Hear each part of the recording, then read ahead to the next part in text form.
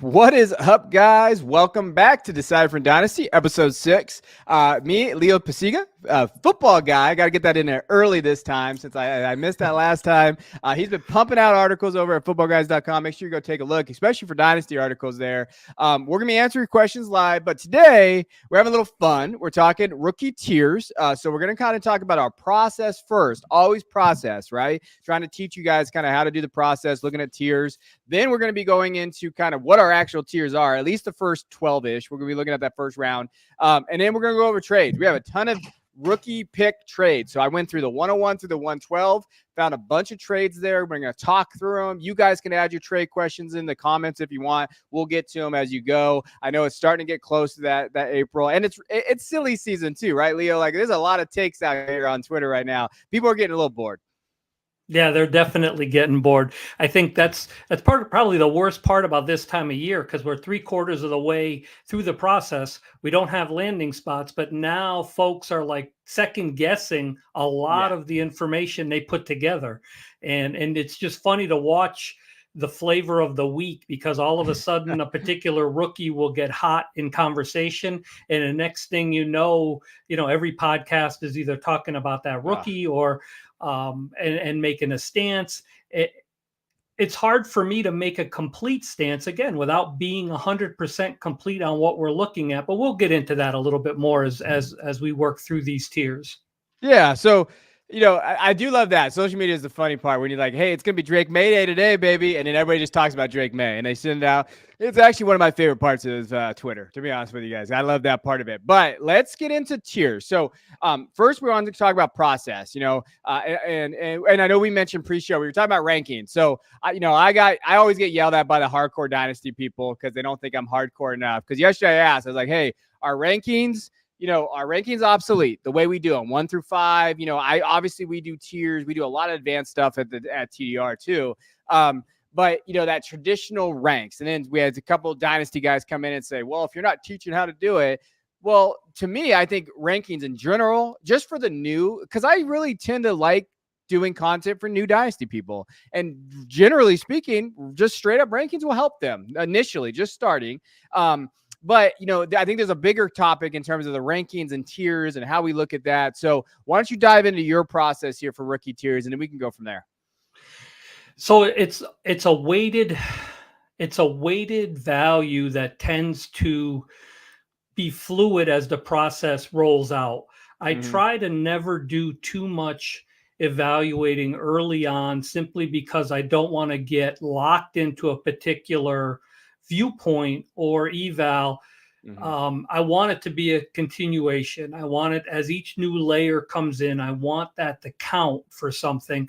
And certain things are weighted more than others. For me, game film is far and away more valuable than combine results, but combine results are still fun. Ultimately, though, so I agree with you, right? So the question about rankings, and then some more advanced players tend to like tiers, and I like the value in tiers more than I do straight up rankings. We had a show earlier in the year where we talked about variance rankings, where you layer it with context so that you can skew your particular rankings for how your roster is built. That's more for a complete build, your entire roster. You don't really need to do that, because we often talk about, well, rookie picks should be best player available. You shouldn't necessarily this early in the season worry about whether or not you've got a gap at running back or a gap at wide receiver or a gap at quarterback. You're really trying to pick who you think is the best talent. And that's where the tiers really come in, because it's grouping people that you consider to be of equal weight. We still don't have the landing spot, which again, where the conversation I think really needs to go at this stage of the process is, okay, you've got your tiers mapped out, and we'll show, how we kind of look at things, but is there a particular landing spot that could blow up your tier? Because I think that's important, because you kind of need to know, is this guy landing spot proof as far as how you look at their eval, or are they at the bottom end of a tier where if they end up in a terrible spot, that's going to shake things up a little bit? Yeah, I think so too. And we've kind of went over that a little bit. We did it on the Dynasty show a little bit. I've been on a bunch of Dynasty shows. I went on with Heath Cummings this week, and we were talking about that as well. Like there are a couple spots, and I went on with Theo too from Player Profiler. And New England quarterback, I'm kind of out. I'm going to be honest with you. I don't love Alex Van Pelt. I don't like that offense. I know you're out there, so you kind of have a pretty good understanding of New England and everything there. But to me, I'm very concerned about that spot, and that would blow up a tier for me probably, and it might blow up for other tiers too. So I think that is a good point that you bring up. Like, what happens if Neighbors goes to the Giants? Do we still love it as much, right? Like, or Ndunze goes to the Bears. Like, what way are you looking at? And I think that can do it. What I want to do, in terms of tiers too, is understanding building tiers now is just about, it's probably a little late. Early March would have been a good time. February, after we drop the rookie guide or whatever, wherever you get your rookie content, you can start building your tiers out because you just start looking ahead and seeing, okay, where do I need to position now? Because the longer you wait, the more expensive it is to get in those tiers. You're going to be trading for the 107 based on this. Well, it's going to cost you a little bit more because everybody out there and their mother thinks 107 is the tier. Like that's really where or 108, depending on JJ McCarthy. So knowing when to get into those tiers, but understanding too that maybe people are underrating JJ's draft capital and maybe 108, 109 actually looks a little bit better. So knowing where those tier breaks go into are very, very important there. I want to show your tiers because we differ at the bottom. So there's a little bit of a difference there. So why don't you walk us through your tier however you want, and just how, generally speaking, how you built your tier here. And I just said, hey, give me the first 12, 13, whatever you want to do there. You of course gave me two together because that's just Leo. So I put them together there on the bottom for you there. But walk us through your tiers here and just how you got to this point. Yeah. So I wanted to basically group in the players that I thought I would be comfortable with at that particular stage, almost assigning a value to those picks so that I'm able to maneuver those picks if I want to make a trade, pre-draft. What does that look like? What am I going to be sacrificing roughly in that range? We talk about particular leagues, focusing, trying to kind of map out, okay, this person always drafts a quarterback in Superflex. This person always drafts a wide receiver, drafts a wide receiver because that's who they're comfortable scouting or evaluating. That kind of goes out the window. Basically, all I'm really worried about here is what is the value that if I move that pick or I obtain a pick, what am I looking to capitalize on? Where's that value drop? And so if I'm looking at the top three in this class, I'm pretty comfortable with the 1-1 or the 1-3 because I feel like those three guys are kind of in that same value tier. And as long as I walk away with one of those three, I'm comfortable. And then that's where the value break comes in. And then now I've got another four that are grouped together. So if I'm going to grab picks 104 through 17, now I'm looking at roughly the same value for those picks, and I'm comfortable because that's ultimately what you're looking at. You're looking at what is the value if I move a pick or I obtain a pick.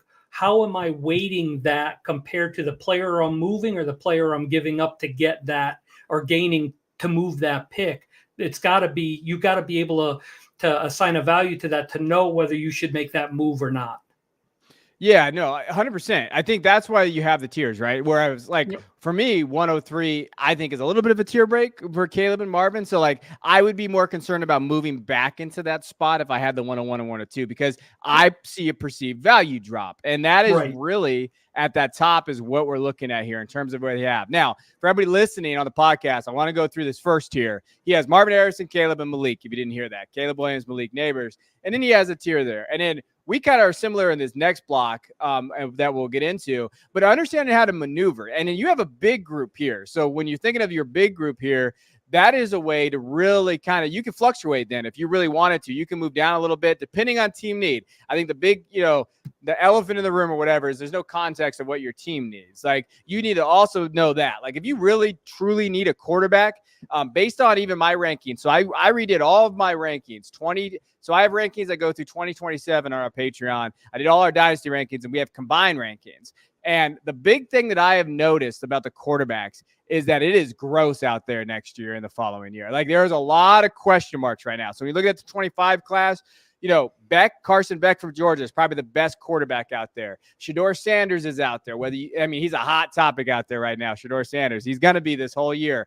Jackson Dart. There's some guys in that class have a ton of question marks. Right now, if you were to do a rookie draft, I bet you the first 3 picks taken are wide receivers because of Ted McMillan, Luther Burden, Everett Stewart, those guys. So if you really need a quarterback, you might want to value those quarterbacks a little higher in your tiers. And you might look at it like you might put Drake May in tier 1 based on your team need and value and what you need. Because if you need a quarterback, I have a hard time telling you that you could punt to next year because you really probably need to grab one this year. I agree with all of that. I think for me, I think that's a great blueprint. I think it's very, very important to know what's on the horizon from a Devy standpoint, what's in college, what do the classes look like? Because it gives you an assigned value roughly to what those future picks, if you're acquiring or moving them to help build your team. But what that screams to me is that doesn't necessarily impact the value of the draft slot so much of a future pick, but what it screams to me is I need to trade for existing value now, right? So if I need a quarterback, and I'm not going to be able to get one in this class, I know that you're right. I can't, it might not be that I'm going to overvalue or move depending on my league dynamics now into the rookie class and pay that premium, but maybe I can get a stopback quarterback that'll, trade for that quarterback that'll get me there for 2 years.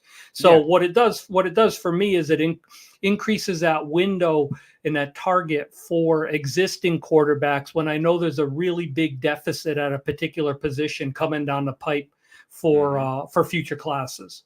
Yep. And it also allows, and that's a good point. It also, you should know, like if I'm a contender, even if I'm sitting in the top half, but if I'm a contender, I might be willing to give up the 202 for Baker Mayfield for this year, or next year, like that 2-year window, and knowing where that value is. And we're going to go through 2nd round pick values here at the end of this, talking about who is there and maybe who's the value there. So we are going to do that so you can see or you can hear like who is there right now. That all goes into tier based. That it's not just tiers. It's like, okay, if I'm sitting here at the 202, 203, I didn't get Drake May. These guys, they fell out of that tier. Who can I grab on the veteran side that I possibly need to fill these needs a little bit? And I'm a best player available guy, unless you're a contender in Superflex and you need a quarterback, because those type of things get thrown out of the way, in my opinion. You gotta go grab who you need there. Your second tier, let's get into that. Brock Bowers, Drake May, Rome Odunze, and Jaden Daniels. So, you have the quarterbacks there. You kind of have them just separated based, probably, I'm assuming, landing spot dependent where they go. You'll probably move them around there. I think the interesting one is you have Brock pretty high. So tell me about Brock, your love for Brock, Leo. So the reason I have him there is because I think in today's NFL, having that particular chess piece at tight end changes what you're able to do on offense. We talk about boundary receivers and stretching the field and what that looks like. The unsung heroes that really matter the most to me in today's NFL are your chess pieces that impact mid-range center field. That's where the difference makers really come into play. So if you're talking about a Travis Kelce, the Chiefs remain dominant from an offensive position and win Super Bowls because they have such an incredible chess piece that they're able to move in the center of the field. Now, what takes a lot of tight ends out of that equation is the fact that they can't play inline or block, or that's all they can do. So it limits the chess piece that they can be.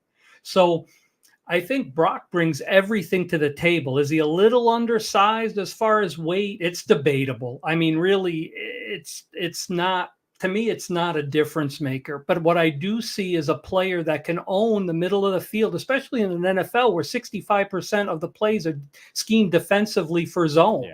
Yeah. So to me, that is, and he plays well against man or zone.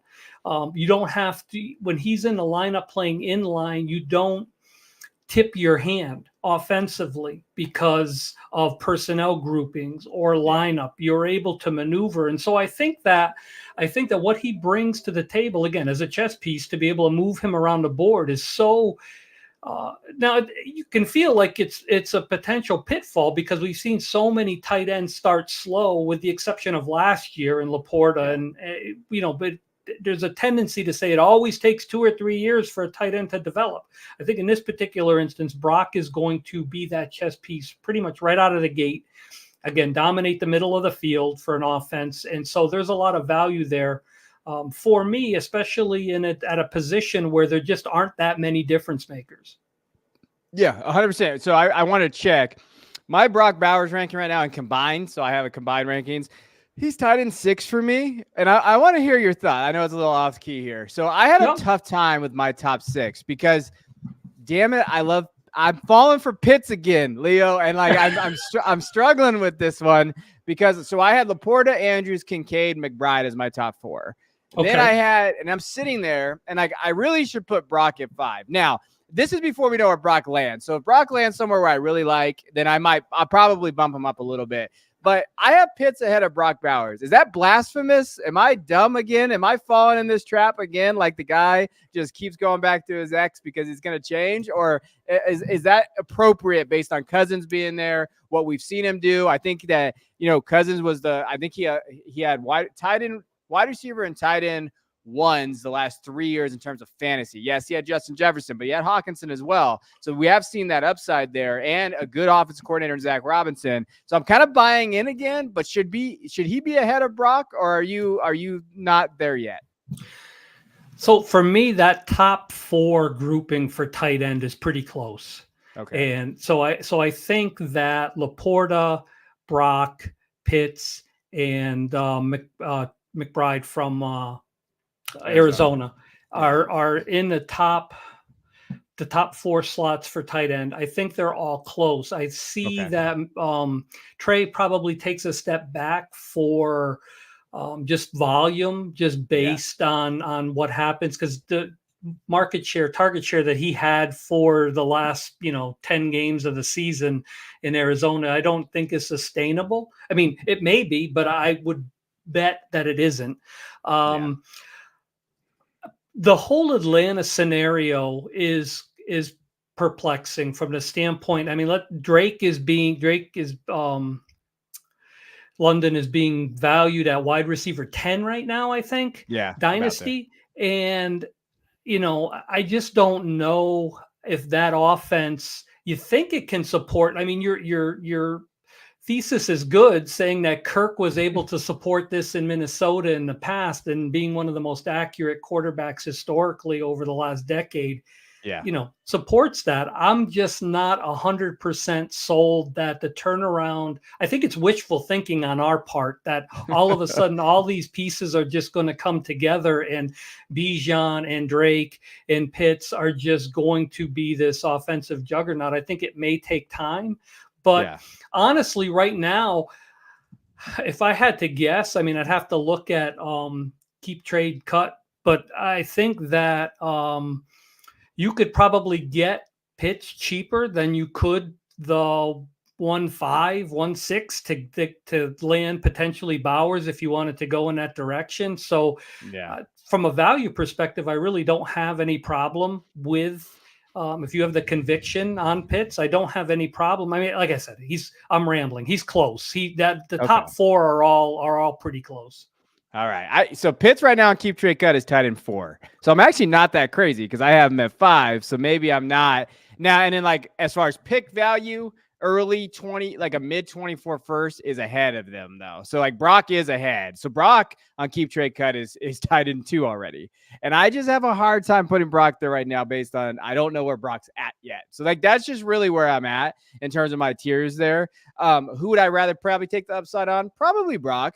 But you got to remember, Kyle Pitts is still only 23 years old, right? Like we're not talking about an old tight end here. All right. I don't want to narrow this down. I don't want to talk about Kyle Pitts anymore. I've been telling myself that for the last 3 years and I just keep coming back to him somehow. Anything else in this tier, the Bowers, May, Odunze, Daniels tier that you have? No, for me, it just comes down to, I'd be comfortable, with the 1.4 or the 1.7 because I'm going to walk away with, so if I'm making a trade and I'm giving up the 1.4 and I'm getting back the 1.7 plus a bump, if that bump is something that I really want to add to my team, I have no problem pulling the trigger on that deal. Yeah, good. All right. Yeah. And I get a lot of questions about this. I've been having a lot of like if I move down from here, where do you want me to stay? 106, 107. I love the 106 spot. I talked about that in January on these trade shows I used to do when I had time. And I used to say, hey, get that 106 because I think it offers a ton of flexibility. And I still think it does because you could sit there with Rome there, maybe Brock, one of these quarterbacks, and it gives you that idea that that's your trade value. And I think we talked about it too when we had someone ask about trades. I say, hey, 106 is a lot of fun. If you can get in that 106 range, it's there. Now, your next tier here, JJ McCarthy, Brian Thomas. I'm just going to kind of go through them all, and then you just talk about whatever you want to talk about. So we have JJ, Brian Thomas Jr. JJ is probably the hottest topic out there in terms of where he's going to land. Then you have a tier with my guy, Troy Franklin. Look at you. I didn't know we had a bigger stand on the show than Troy Franklin and me. Ladd McConkey in there. Then we have another tier. We had Mitchell and Worthy there. So what are you thinking here with these last three tiers? Yeah, so obviously JJ's on fire. I made a joke the other day simply about the fact that he was going to end up being like a new supplemental pick that was even higher than the 1-1 just because they had to create a new slot for him because everybody just, again, he's on fire. Everybody wants to talk about him. I do think, obviously if he slots into Minnesota where a lot of people are putting him, there's value there. And I do think he brings a starting level of productivity and a super flex that you have to consider. Brian Thomas is one of those guys that, you love his size. You love what he's able to do, red zone, boundaries. And he was able to perform at a very high level when you had a 1A in Malik Neighbors, doing a lot of the dirty work, right? Getting a lot of the spotlight. So I think that he was able to perform as well as he did. I like him as a wide receiver, and he obviously showed out at the combine. Troy Franklin, I like a lot. I went and I looked at him and tried to find reasons why I wouldn't like him based on his build, because we talk about the BMI and how slender he is. And, does he fit into the Addison, Tank Dell, Devonta Smith type body frame? What does he do? What I really, really like about Franklin is that he doesn't lose his pacing in and out of breaks. He's got the ability to change gears in his routes. You would think that he wouldn't be able to fight off handsy cornerbacks that like to be physical at the line of scrimmage, yet he's still violent enough with his hands that even at his size, he's able to create initial separation. Now he can get moved off his route to some degree by physical cornerbacks, but his ability to be a tactician from the standpoint is that he doesn't show a lot of what he's going to do ahead of time. Part of the reason wide receivers are successful at the next level is they disguise their move. Like they don't show their cards, right? They're very, very good at holding their next move from telegraphing it for the cornerback so the cornerback can read it and get a jump. And Franklin does a really good job, I think, of disguising what his next move is and then being able to separate, without having tipped his hand. So to me, definitely value there. I like him a lot. And Ladd McConkey, again, it goes back to Brock Bowers.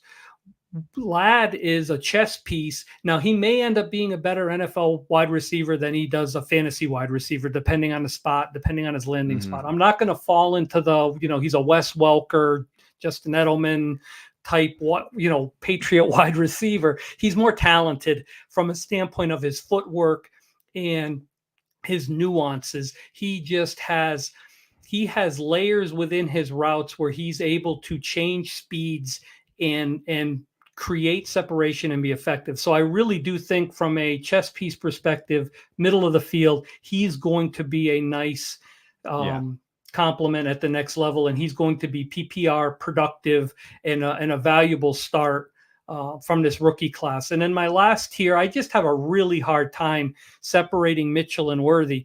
And I think that a lot of it comes from the usage they had at Texas, because their scheme at Texas was very wide receiver specific. Like Worthy got everything behind the line of scrimmage and seam routes, and Mitchell got everything red zone related in boundary. And so, but if you factor in what they can do, I think they're both going to be productive wide receivers at the next level. Worthy with the speed and Mitchell with the solid combination of size, speed, and just overall technique. Yeah, no, I love Worthy. I think that what you said about Franklin is really well put there. I don't think we've seen Franklin's upside with Bo Nix at quarterback. Bo didn't throw over the middle a ton. Troy can go over the middle. We've seen that, and like I don't mind that at all. It's really pick your poison with those back end wide receivers there. That's really what it is. Like, who do you like the most in those tiers? And it's going to do that. Now I want to go to mine because just the bottom part is a little different. So I had Caleb and Marvin in my top tier. I have Malik in a tier of his own.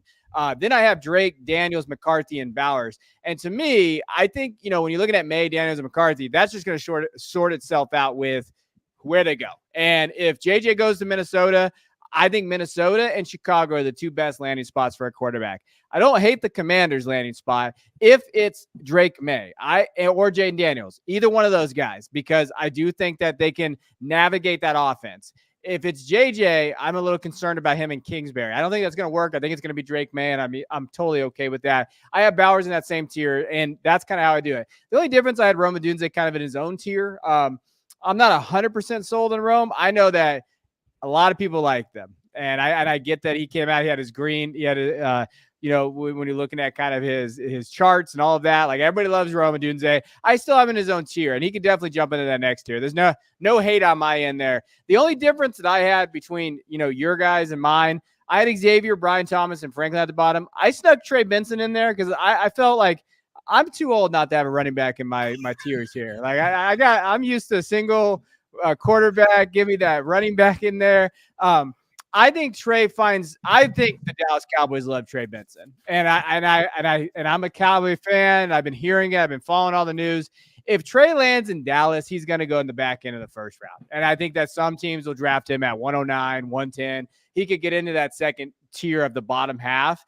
Now, I love Jalen Wright. Everybody knows that. I like some of these, Marshawn Lloyd and these other guys. I think, there's when we talk about landing spots, I think the running back landing spots are really going to shift these tiers around a little bit towards this bottom part.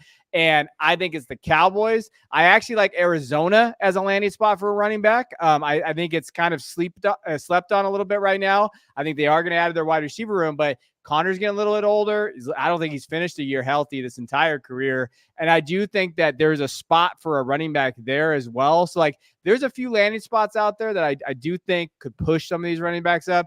I put Benson there because he had the best combine. It's not necessarily where I think is the running back one, but where I think he's going to finish, and I think where his landing spot goes. What's your take on the running backs? Similar, kind of like Dallas, some of these landing spots? I think it goes back to how we started the show. There's going to be certain landing spots that break tiers.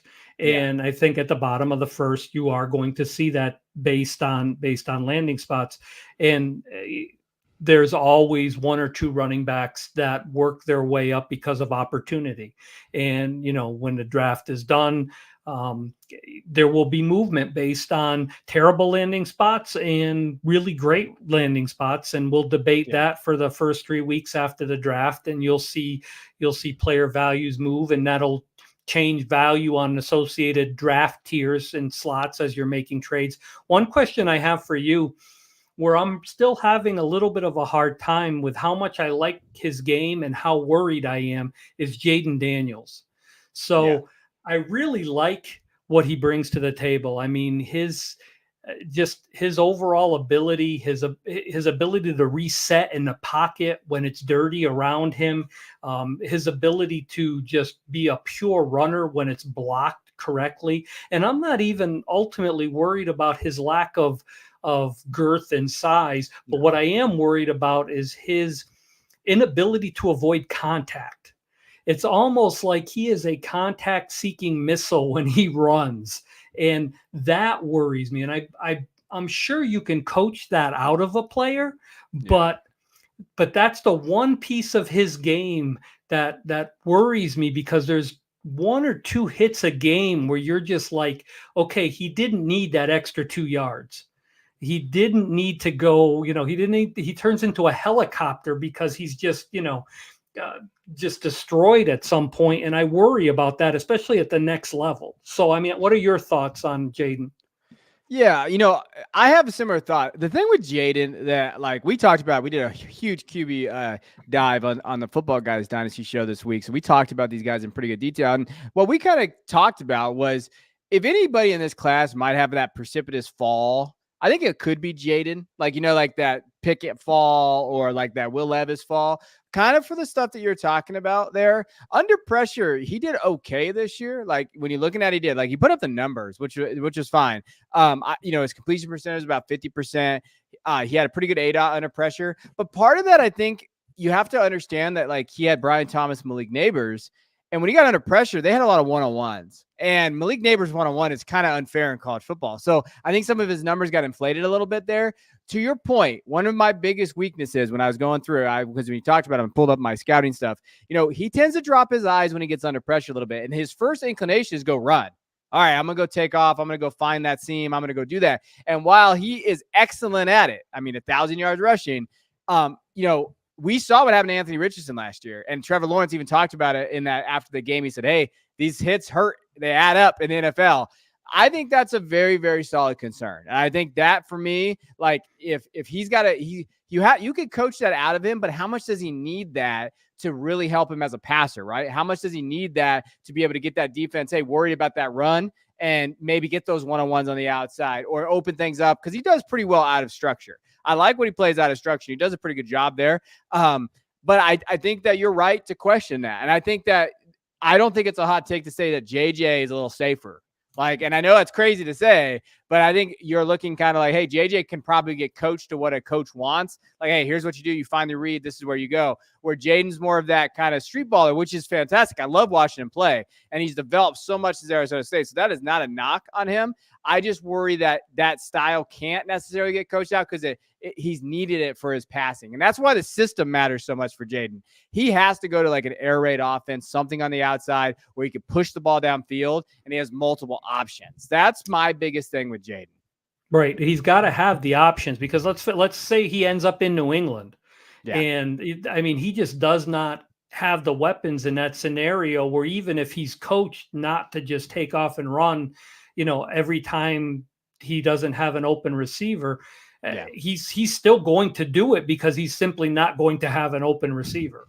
If he goes to New England now, he is not going to have it. You're 100% correct. Like he is not like that weaponry is not great, right? Like that's, the landing spots to me of the quarterback are so fascinating because if New England doesn't take a quarterback, if they move back, I'm okay with that. Like I think that they look at Brissett and say, hey, maybe he's a bridge. They have a lot of holes on that offense, the offensive line, maybe those type of things. But out of if I had to rank the quarterbacks I'm most concerned about landing spot, Jaden's number one. Bar none. JJ's probably number two. Like JJ needs to go to a place too. And Drake and Caleb, probably a little less Drake to me because we already kind of know where Caleb's going. But Drake, I'm pretty comfortable anywhere. Like I think he can work in any scheme. He's pretty versatile there. And I like his ability there. All right. Anything left on tiers before we go over to trades? We're going to be looking at like these pick trades. Yeah, I think we're good. All right. Let's dive in. So everybody out there watching, we appreciate you tuning in. We're going to go through trade values right now. So if you want to drop some trades that you have pending, and they need rookie picks included, though. Don't give me no like Antonio Gibson for, Roshan Johnson. Don't give me that crap. Give me like rookie picks 101. We're going to go through the values here. Every time we're going to go through these are what they could be traded straight up for.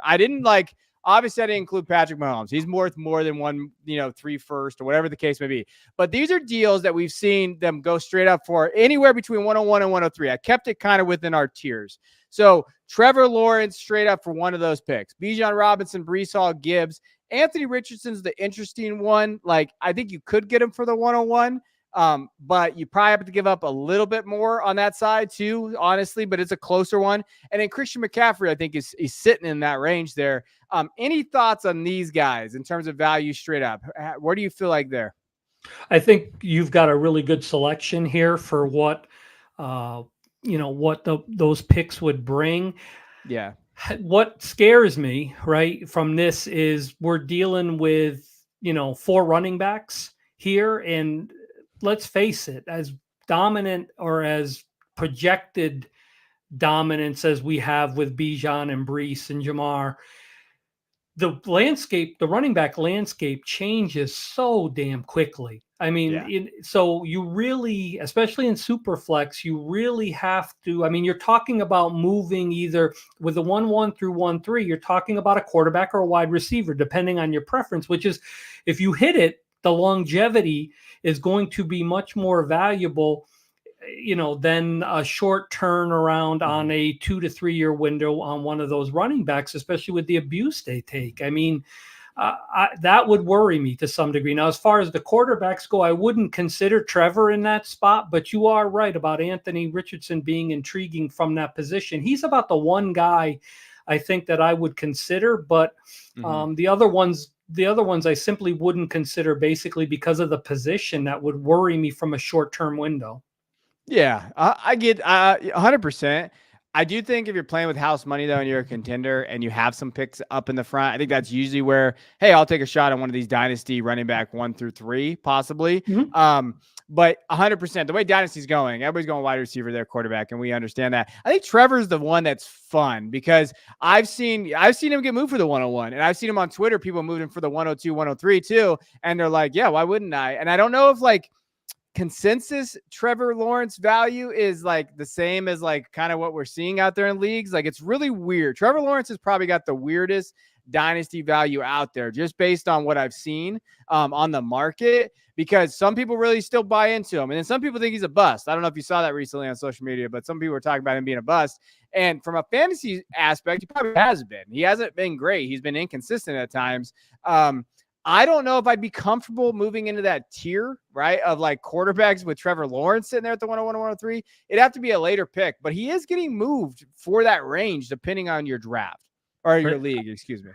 I think you made a great point about if you were a contender and throwing your hat in a ring for one of these running backs. You're right. If you're a contender and you were able to land one of these picks, I think that definitely makes sense. But for me, having those picks, I want fantasy football ultimately comes down to having fun. You want to win your league. You want to win whatever prize pool is associated with that, but you also want to enjoy your roster and the choices you make. And there's a level of excitement that surrounds the players that you're going to be picking from 1-1 to 1-3 that Trevor Lawrence simply doesn't have. If I'm making that trade for Trevor Lawrence, as far as I'm concerned, I'm talking myself into it because I'm looking for a product that I've seen on the field, and I think there's a baseline floor to him that I think I'm going to stay above instead of risking it on the pick. But as far as I'm concerned, I'd rather have the excitement associated with one of these players at the top of the draft than I would Trevor.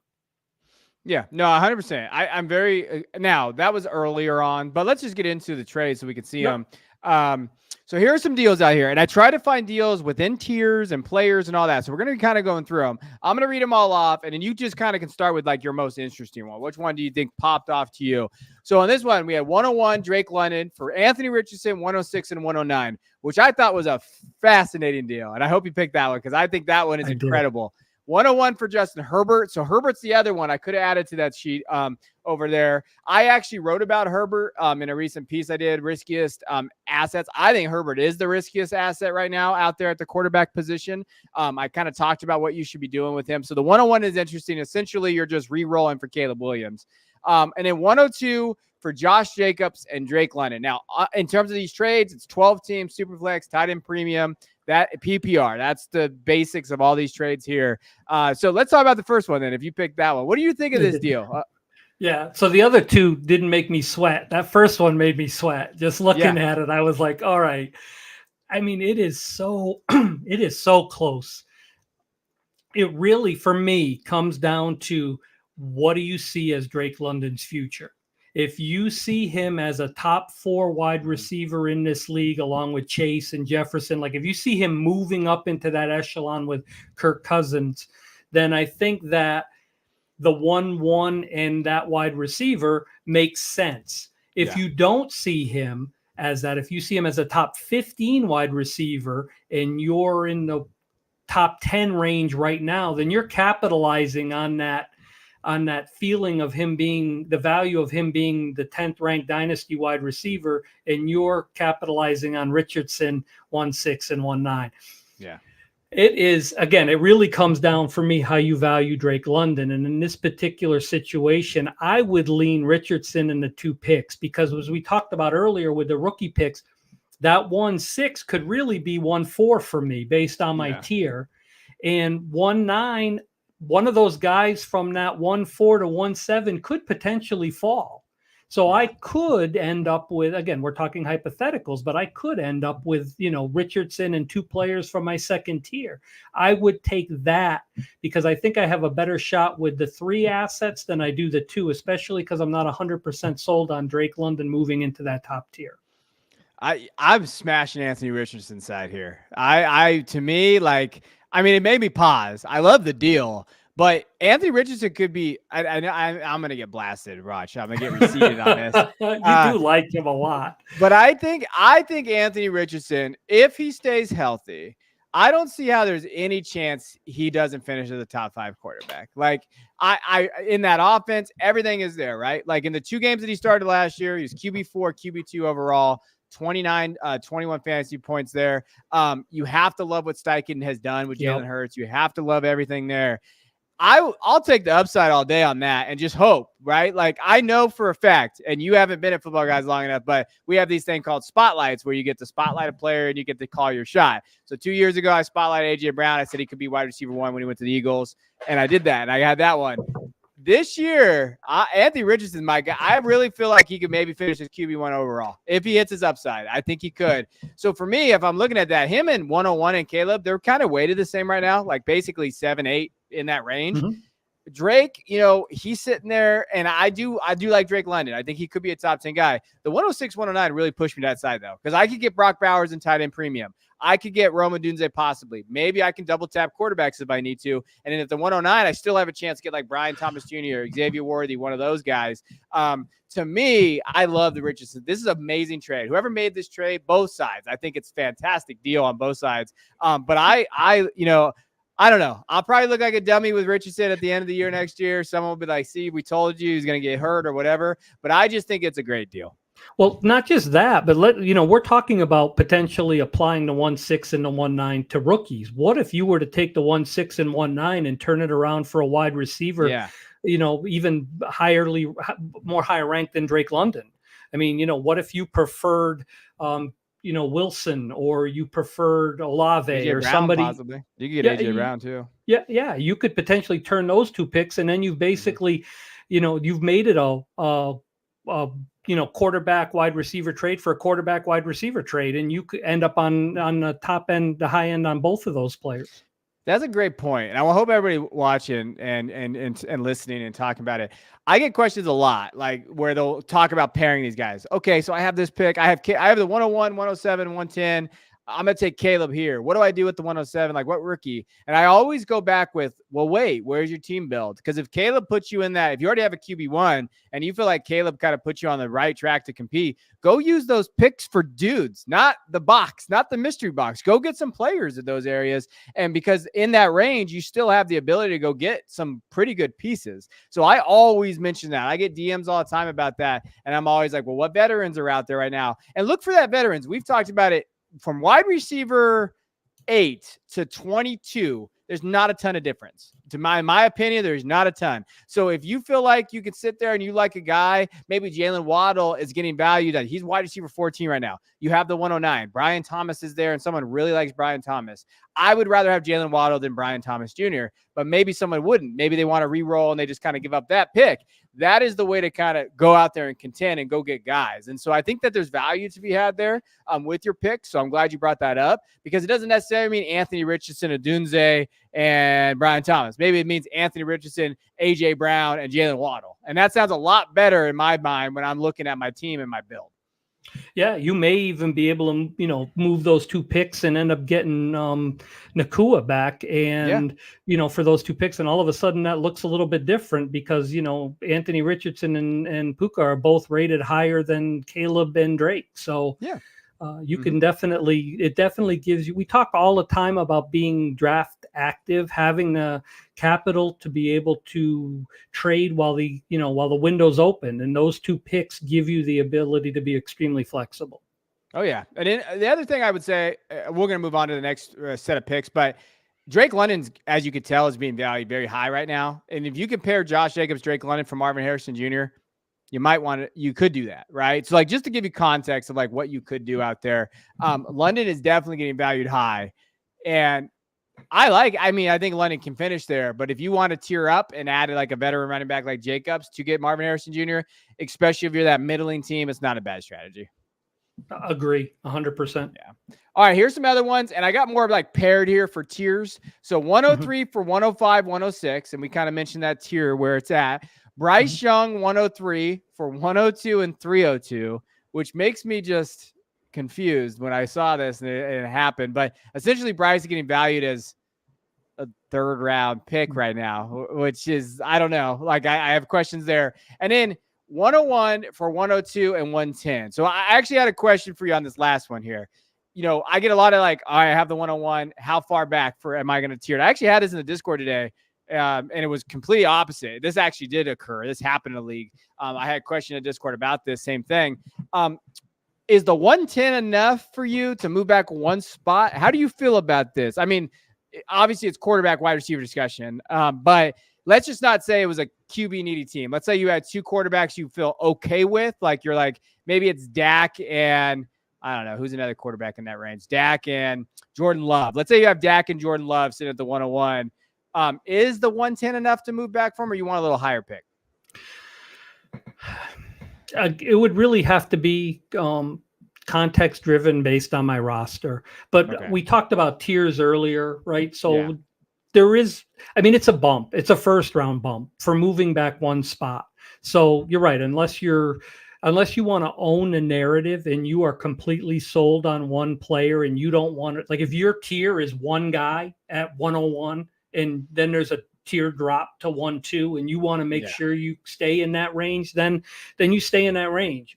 But if you don't really have a tier break until 1-2 or 1-3 like we did in both of our examples, then I think the 110 is fine. What I would counter with, though, honestly, one of the things I talk about when I'm doing a rebuild thread or looking to maintain positive momentum over the course of a 2 to 3 year window, I like to push picks forward.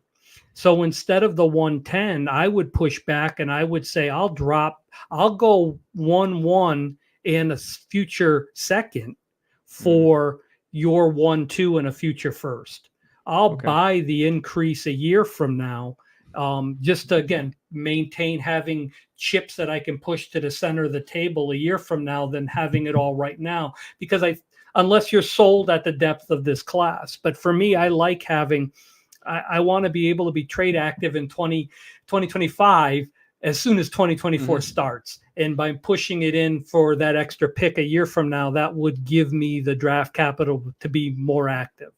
Yeah, and if you have the 110, you make a pick, it's done. Now it's done. Like that depreciating asset is over there. The first, which is 100%, I'm glad you brought it up. That's a great, that's a bargaining chip now. Like you don't have to keep it, but you have it now. And it just allows for that flexibility. I think we talk about a lot. I read your article on this, but then I also I really harp on it in the stuff that I do too, is you want to diversify among draft classes as much as possible. But for me, it's about trading and having that trade equity. The trade equity matters, and having that equity, being able to move it for your leagues and roster construction is massive. So that's a great point there. And then don't mind giving up that second. That doesn't matter. Like if you get that extra first, you're fine there. You'll see my leagues. I have a ton of first and a ton of fourths. I don't really have a lot of second and thirds because I do that a lot. I just kind of give them up. Anything else from these other two deals with the Bryce thing? Does that shock you at all? So that would come down to really, you want to talk about our tiers and how we started the show, right? So I had 3 in my first tier. Yeah. You had 2 guys. So if that tier break for you is so much between, 1-2 and 1-3, then you might want to keep your third. But in, I think most cases, if you're comfortable settling with neighbors, or one of the other quarterbacks at 1-3, and you're adding Bryce Young, I would rather take a chance on Bryce Young because he's basically free for the third rounder if you're valuing that top tier relatively even. And then again, as far as the first box, the 1-3 for the 1-5 and 1-6 comes down again to valuated in the tiers. And if you're comfortable with 2 guys from that second tier, as opposed to 1 from your top tier, then it's worth doing that pick. I would personally take the 1-5 and a 1-6. Yeah, I'm not going to go on my soapbox for Bryce Young because I already went on my soapbox for Anthony Richardson. But I did write an article about this. It details a lot of it. I'm kind of in on Bryce with Dave Canales and what he's doing out there and what he was able to do for Baker and Geno and kind of that development. I kind of went through it and talked about kind of how his offense is going to be, that structure out of structure thing. I would smash Neighbors and Bryce Young here. I'll be okay with that, taking a shot. If I need a quarterback, obviously 103 needs a quarterback. And if he's your QB2/3, or maybe he's your young QB2, but you have like a veteran Baker or somebody that's back there that you can plug in, I still like that side for Neighbors. And even though I have that 102 break, yeah, Bryce he gives me that little bump there. I can't quit you, Bryce. I should put that on my tombstone. I can't quit Bryce. These other guys do. We just mark them off every quarterback. Trey Lance, I'll just cross him off. And now we got Bryce Young sitting there. So you might not want to listen to me when it comes to quarterbacks. All right. We're going to move the next tier, 104 to 108. Kind of looking at this. Now, specific player values out there, this will range. So you can't yell at me. There's some like Drake London's on here, but we did see him get moved kind of 102 to 103. That was added pieces. This is more straight up. Olave is sitting there. You have London there. You have AJ Brown's kind of sitting there. AJ is an interesting one. Kind of getting close to that cliff, the age cliff out there. Waddle, Purdy is now kind of in this range, like the 108-ish range. And Garrett Wilson is sitting there. A lot of Garrett Wilson trades and Jalen Waddle trades here. Anybody stand out to you here among this group? Well, I like this group a little bit more than the first group we looked at, again, simply because of the positions, the wide receivers. And you do have a few wide receivers in this group that with Wilson, London, and Olave that potentially could move into that top tier over the course of the next 2 to 3 years. So there is potential there. It really just comes down to what is the weight on those 1-4 to 1-8? What does your tier look like? And do you want to have a player that's already shown you what they can do at the next level versus, a shot in, I shouldn't say a shot in the dark, because you feel like when you're picking 1-4 to 1-8 that you're going to get somebody who's going to contribute at the next level. But I think these values are good. And for me, it would be those three wide receivers that I would really consider when it comes to AJ Brown, Waddle, and Purdy. I think I would probably take a chance on holding the picks over the course of, those players, unless I could move a 1-8 straight up for one of those guys. Yeah, no, I think so too. I think when you're looking at just kind of, I love these wide receivers though. Like when I'm looking at there, I think that Jalen's gone down a lot. So like you might be able to move Jalen later for like 109 to 112, to be honest with you, just based on kind of the value that I've seen there. Just for perspective though, like, and I know you mentioned, I'm pulling up right now. I'm trying to fill some time while I get it up here. So here were the picks. So last year, according to DLF, when you're looking kind of at like Superflex rookie drafts in 2023, here's where everybody was going last May. So here were kind of the 104 to 108. So you had CJ Stroud there, which, hey, you hit there. If you got CJ Stroud 104, you're probably singing right now. Then you have Jahmyr Gibbs, probably a hit. Jackson Smith-Njigba, unknown, probably. I think I like him, but, we still out there. Then you had Addison, and then you have Quentin Johnston sitting there. So a little bit, I think Quentin Johnston's the big one. Like, oops, like we drafted Quentin Johnston in there. So there's definitely room for like air there. Like you mentioned, like you expect that these guys are going to be there. Here were 2022. So I don't want to go back to like when did you start playing Dynasty? 1998. I don't want to go that far. No, it's 87. Okay, yeah, DLF doesn't go that far. But in 2022, here was the picks here. So 104, it was Kenneth Walker. Then you had Treylon Burks, Jameson Williams, and Chris Olave, and then you had Kenny Pickett.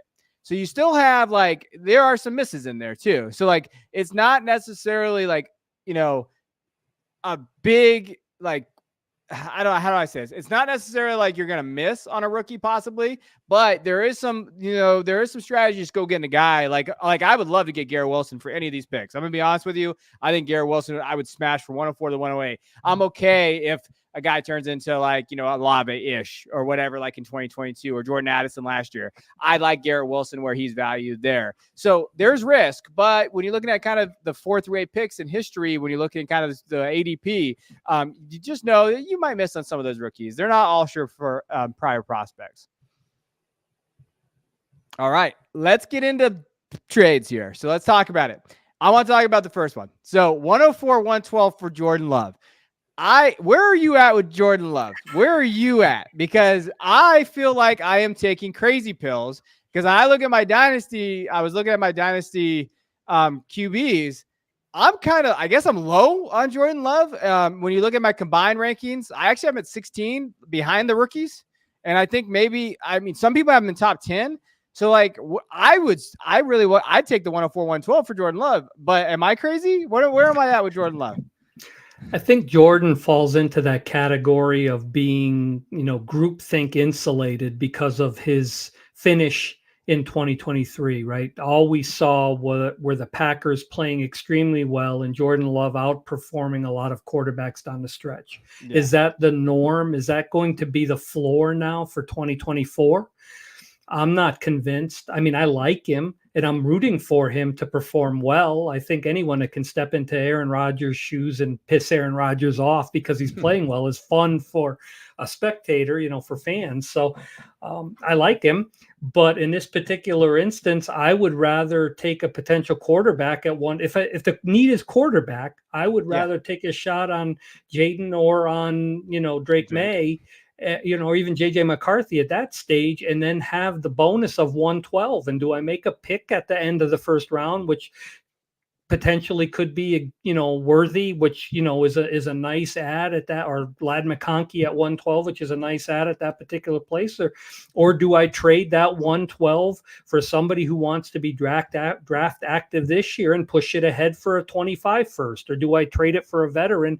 Do I go get a Josh Jacobs for the 112 because I need to have some running back depth because I want to make a run for, the title this year. So for me, I think there's just more opportunity, more potential with the two picks because I don't feel like you're getting, top tier, middle, second tier, I guess, quarterback, because he wouldn't be in the top tier. But I guess if you're on the high end of Jordan Love, you've got him in a grouping of second tier quarterbacks, between that 7 and 11 range, I guess, if you're valuing him that much. That's where he has to finish to equal that. He's got to finish, 7th or 8th overall to equal 104 and 112, in my opinion. I agree.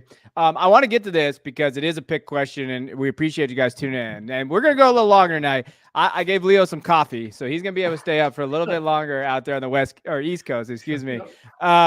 So 12-team Superflex start 9, half PPR, no tight end premium. So he has Dak, Kirk as his quarterbacks, Aaron Jones, Spears. Then he has Chase, Olave, Ayuk, Amari, Ferguson, Mayer. He has the 101, 102, 3, 4, 8, 10, 11, and 12 in 6 seconds. And 325 first. So you're loading up, Adam. I love that. Trade the 110, 111, and 112 for Lamb. Absolutely. Do it right now. Do not let that. Yeah. Yes. Pull a hamstring going for the accept button. You go get Lamb, and then you take Caleb, Malik, Marvin, and whoever the hell you want at 104. It doesn't really matter. I would whatever you want to go there, and you're just got with Lamb as your basically your wide receiver one with Chase, and you're adding Marvin, Malik. Yeah, you smash that right now. Stop watching the show. Leave it on. Like just scroll up to where it's still on your screen. Go to Sleeper and please smash that button. Like smash it right now. Anything else for these guys for the 104 for Dak or 105 for Trey? I think they're fair. I think that, we talked about earlier, Brock or Trey. What does that look like? Because I think if you want a tight end, 1.5 probably gets you Brock. So, what does that look like? It's just personal preference. So I think they're close. 1.4 for Dak is pretty interesting. I guess it really comes down to what are your goals for 2024, 2025? I mean, do you need Dak as a every week starter and you're going to sacrifice potentially, whiffing on a rookie when you're chasing a title? I think Dak probably offers you a better floor and more consistent production right out of the gate than the 1.4 does. Yeah, 100%. All right, don't look at the middle trade. For some reason, I didn't fix that one. But the other two trades, Will Levis in the 105 for Justin Herbert, and then Travis Etienne, 106 for Jonathan Taylor and Tank Dell. Both deals that I really liked. Well, actually, for both different sides, and they're not equal in my mind. Will Levis 105 for Justin Herbert, I think, is a little closer. This really just comes down to if you like Will Levis or not, because he's on a 1-year prove-it deal this year. He has a 4-year contract. He didn't get drafted in the first round. He doesn't have that option. I have a hard time seeing them at the new coaching staff, Callahan, looking and being like, yeah, I'll waste a couple years with Will Levis if he doesn't think he's the guy. I think I still lean Justin Herbert here, even with the 105. Where are you at? I agree. I don't think, I mean, even with a lack of weapons with the Chargers right now, I think that team will turn around.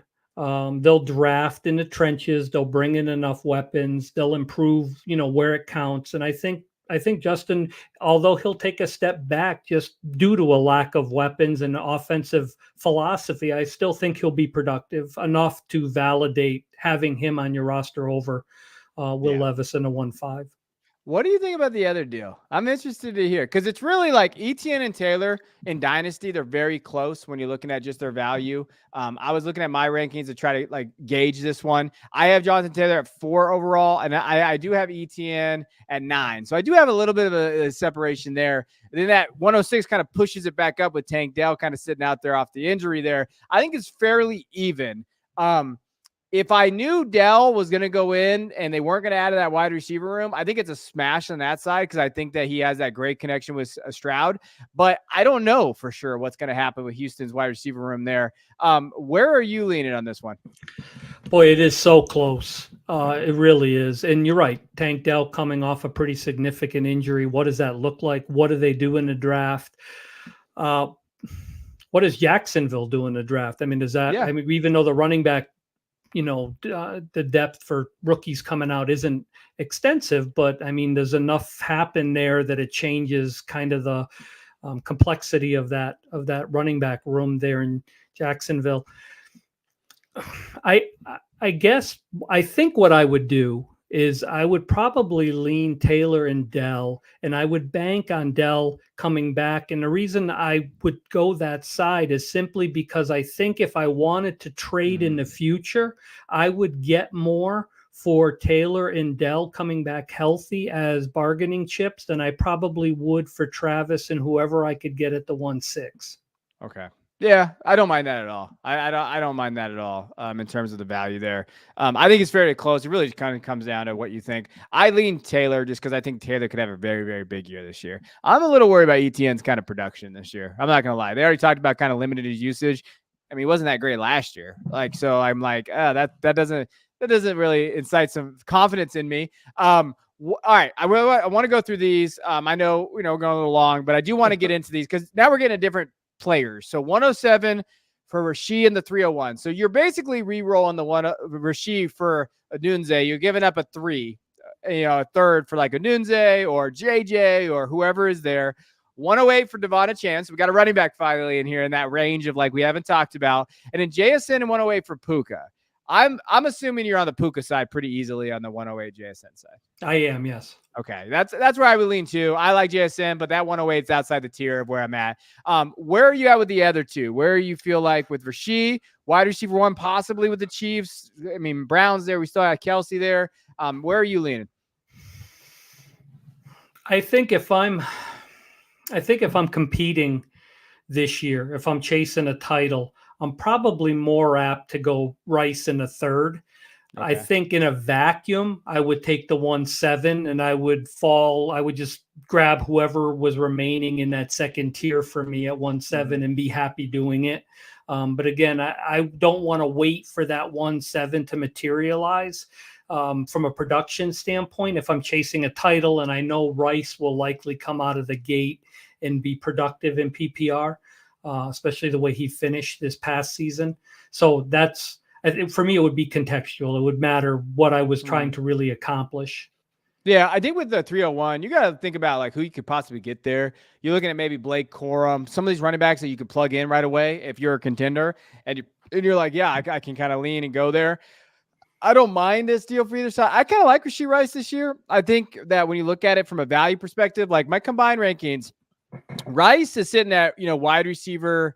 Gosh, I got to do subtraction off the top of my head. 22 for me. So with my combined, and then I basically have like a Nunze kind of close to that when you're looking at kind of where he lands. So to me, I would probably lean Rice in the pick because in my rankings, I can't be a fraud. So I like, hey, that's kind of where I lean there. The other one, if you need a running back, I don't mind swinging for the fence here. The thing I would warn you about that 108 gets fun if JJ gets top 10 capital, and you could probably get a better running back than Devon Chan, maybe at the 108, possibly. That's the only thing I lean there with that one. Yeah, we talked about context on the first trade. I think it would matter here too, just from the standpoint of what is the window on a chain? What does that look like? If I'm rebuilding or if I'm not contending, then I'd rather take a chance on, a wide receiver or a running back at that, more likely a wide receiver at the 1-8, whichever wide receiver tends to fall or lands on a really good spot, maybe jumps a tier. If Franklin ends up in a really great spot, maybe I'm able to grab him at 1-8 and take that for the long haul. But again, if I'm contending and I'm a little weak at running back, then the 1-8 to pay for that for a 2-year shot at potentially having, 120 yards and a touchdown every other game is worth that price point for me. Yeah, 100%. All right, let's move on, and then we'll kind of wrap up, and we'll go to the second round values there. 109, 112. Here are some guys going to that range. George Pickens got a bump. Deontay Johnson's gone. He's the wide receiver 1. You got Russell there now, or whoever. We saw what he did with Cortland Sutton last year, excuse me. Kenneth Walker, Dalton Kincaid, JSN kind of being that 108 to 111 range. Jared Goff, and then Josh Jacobs is sitting there. So kind of a different range of groups here. I guess I'll just ask you about George Pickens. Are you in or out on George Pickens this year? I guess in this price range, I would be okay with it. I don't think I would actively, I wouldn't be knocking on every manager that has a share of George Pickens trying to get him in that price range. But I think I would, if I didn't have any shares, I think there's going to be enough of an improvement offensively, just based on the quarterback room and based on, I know Arthur Smith is not anyone's favorite coming out of Atlanta, but I do believe that he'll improve Pittsburgh's offensive capabilities to some degree, just because he's a decent offensive coordinator. I think he got over his skis.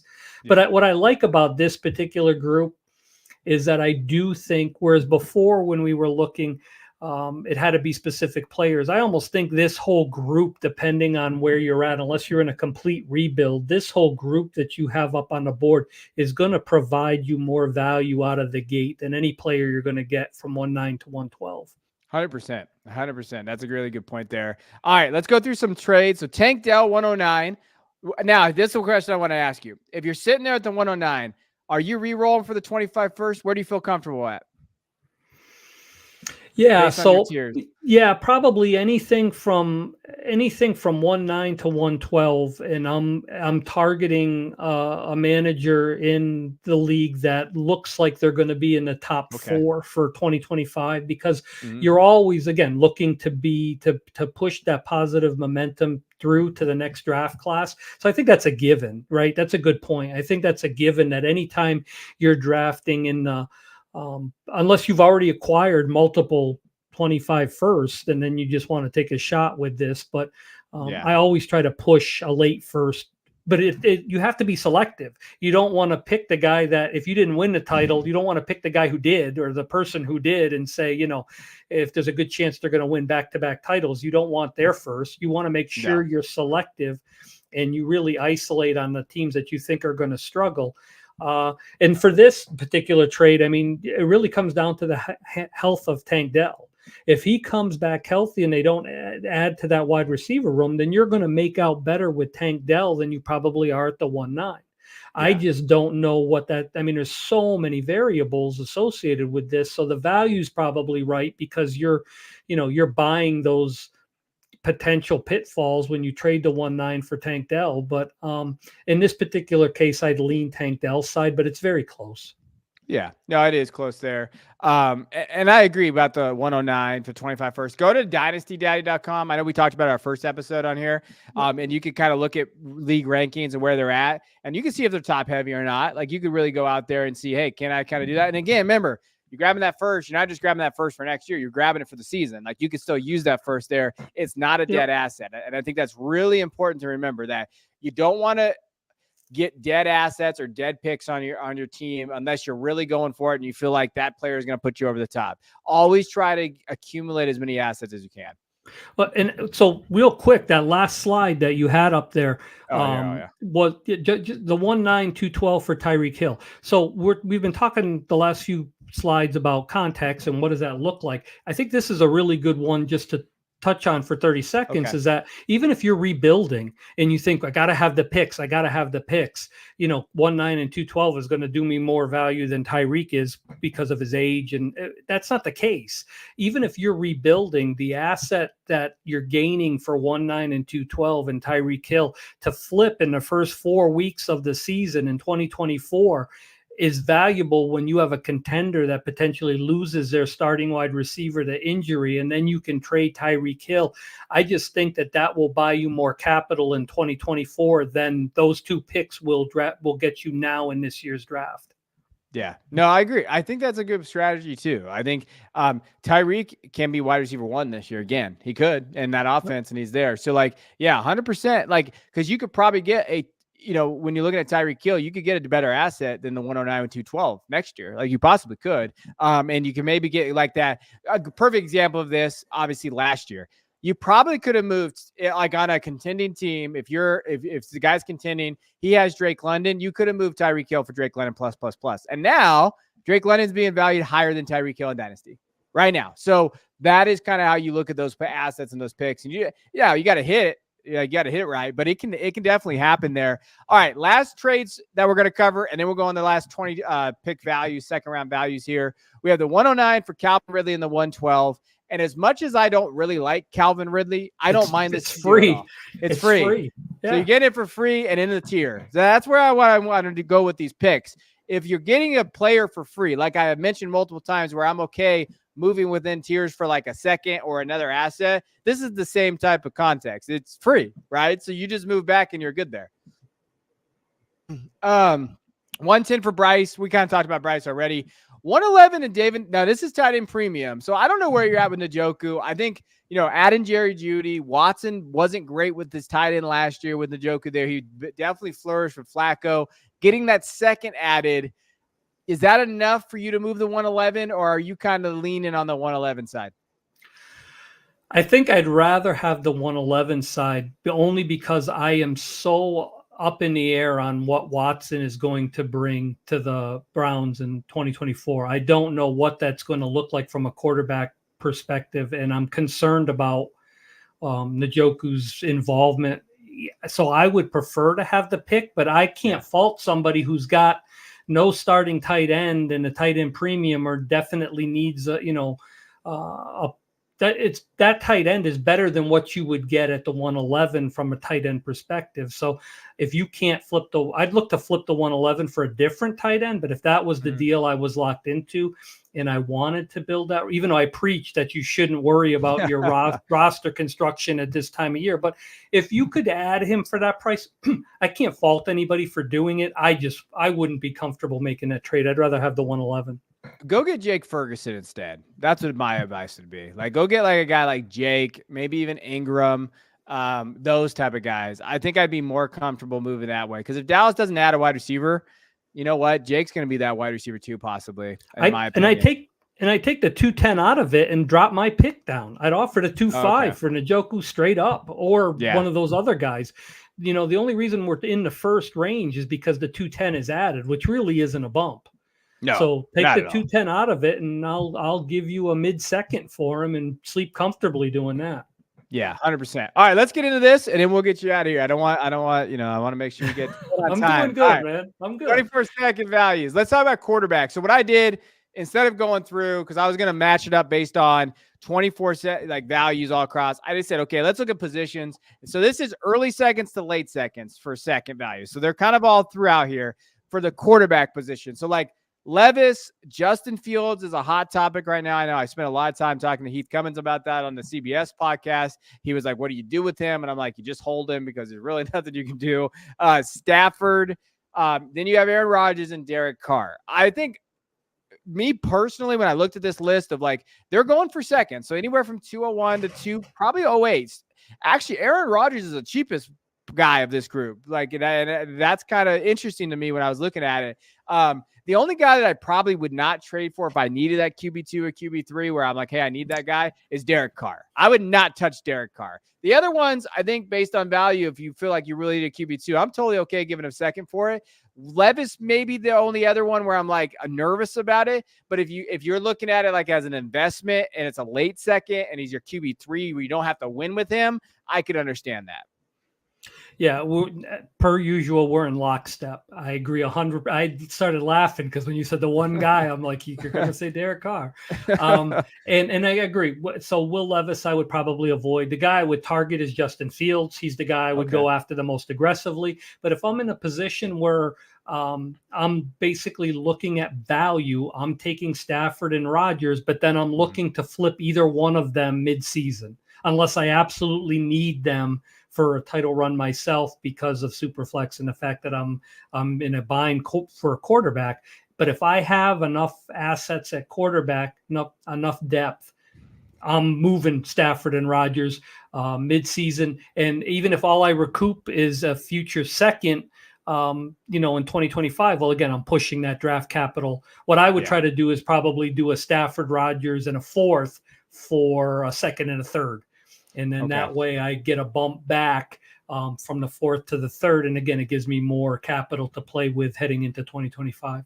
Yeah, I agree. I think that's really good advice there. But I'm kind of bullish on Aaron this year. I think if you're a contender and if you lost some guys at that quarterback, if you lost Fields, one of these other guys might be your target. Stafford, Rodgers, those guys, where you have to wait out Fields for a year. Like that might be where you have to go. And you may even get a first for Stafford or Rodgers if they play lights out. Right. Yeah. If they play lights out, and again, it really comes down to your depth. If you need them, you need them. You're not moving them and you're happy you got them for a second.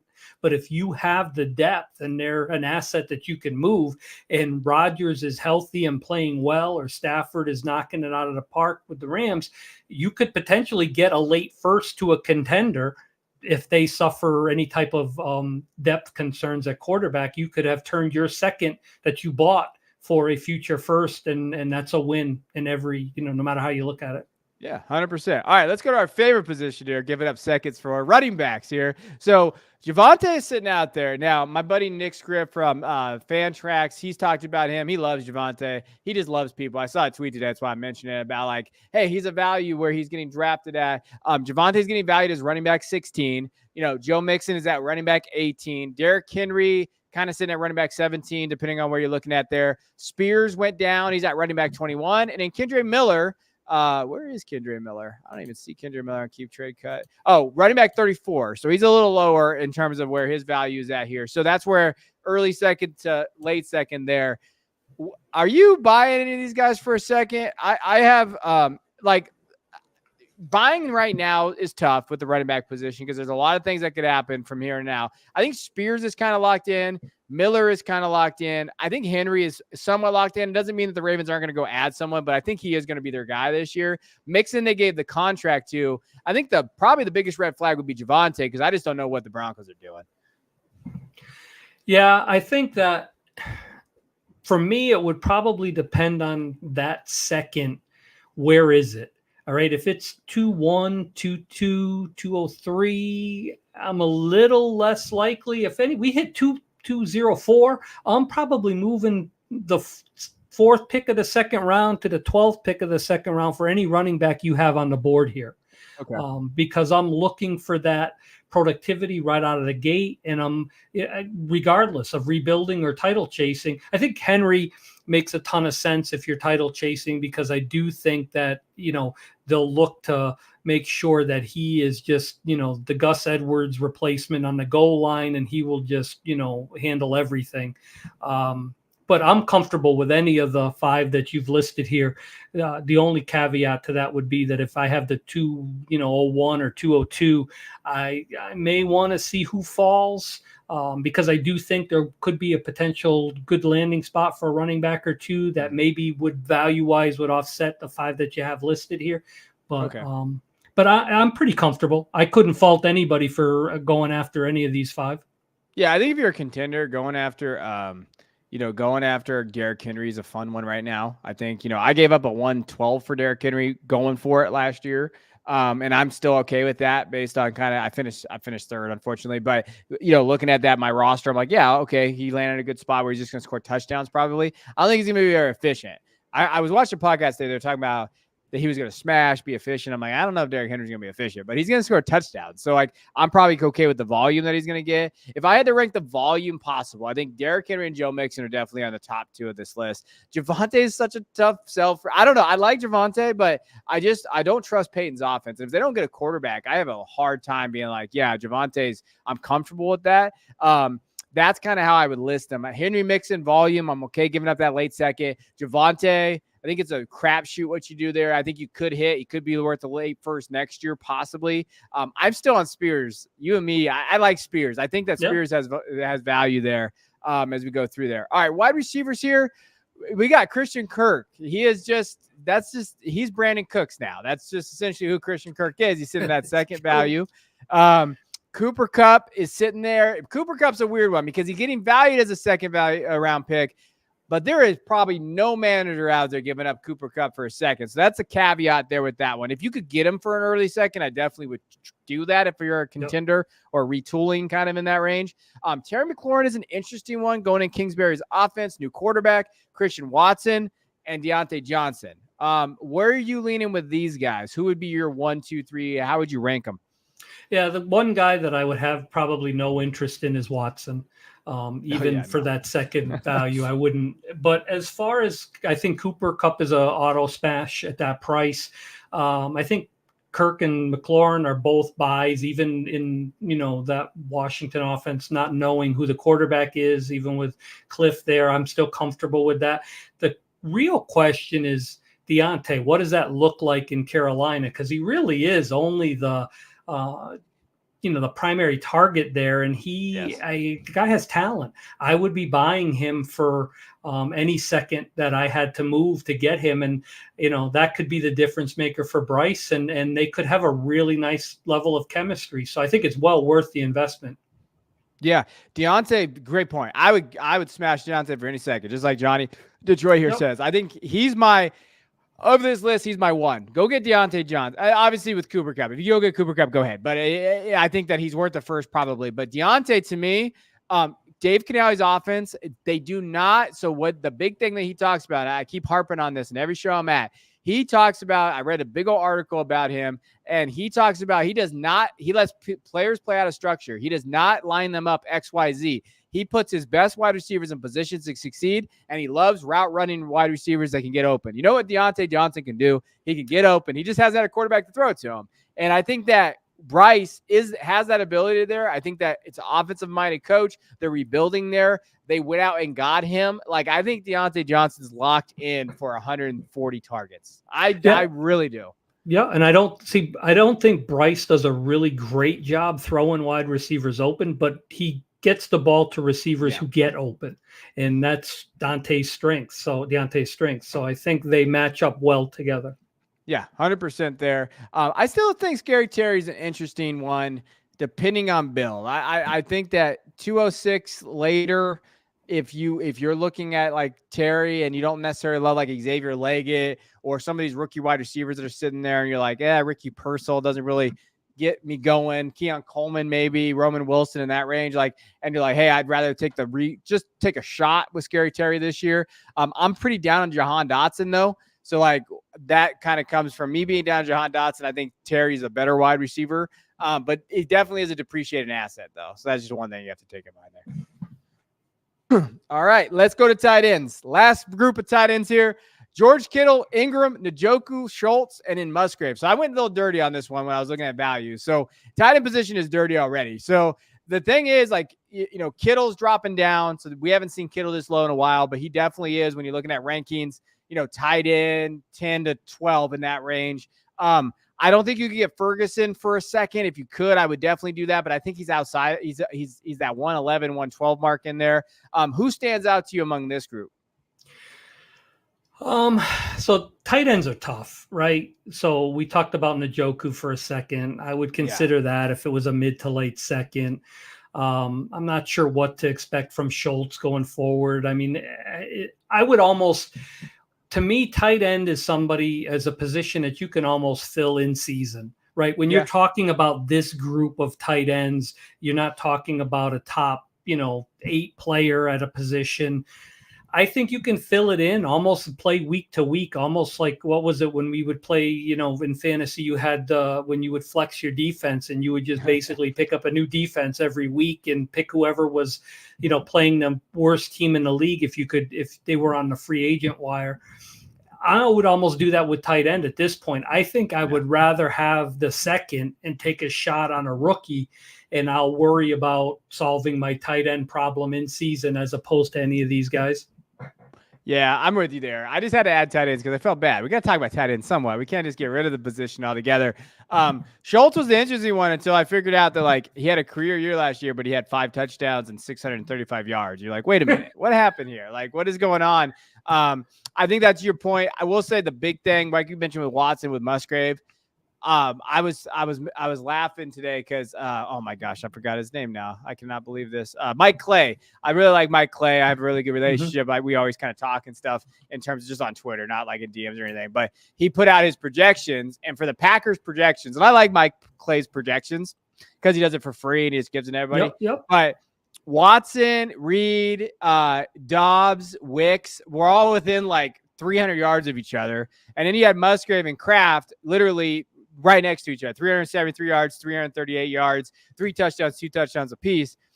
I like Musgrave a lot. I like to go out of college. But, yeah, this offense is going to be good, but it's going to be a mess projection-wise, just seeing who's going to get the ball. And week in, week out, you can't trust those guys. Musgrave is not a guy I'd be willing. Now, if I could give up Musgrave for a second, I would definitely do that. A lot of these guys, maybe outside of Ingram, I would be totally comfortable giving up a second for if I had that depth there, because I think you can get Ben Sinnott. I think you can get Theo Johnson in the 3rd or 4th round of rookie drafts right now, and probably when the draft happens, you can still do that. And I'd rather just take a shot on those guys. Yep. All right. That's it. We ran through it. We went a little long tonight, but we talked about tiers. So if you missed that, go check that out. We talked about trades. Any final thoughts here, Leo, before we get out of here? No, I think we did a pretty good job covering everything. I think that as we move forward, it's just going to be important that you just apply landing spots and weight it accordingly and readjust your tiers and be ready to go. It's going to be, the next couple of weeks are going to be a lot of fun. It needs to happen because the community in itself is just kind of feeding on itself. It's gotten a little crazy in the streets, and so it'll be good to get this draft to actually happen. I can't wait. So yeah, I like that. When is it? Is the draft the 25th? Does this start the 25th? I think, or I wonder when the NFL draft is. I was looking at our schedule. The 25th. So we might have to move our show on the 25th. We'll talk about that at some point, but we'll be back in 2 weeks. So we'll be back on the 11th, and then we're supposed to be back on the day of draft. So we'll definitely get into it. I'm thinking one of those days we'll definitely do a rookie draft, kind of talk about it. We did tiers and stuff, but we'll get into kind of the nuance of it all. But we appreciate you guys. As always, we'll be back in a couple weeks. Appreciate Jonathan, all you guys that dropped in the comments. Thank you guys. We'll see you guys in a couple weeks. If I can get the outro video. There we go.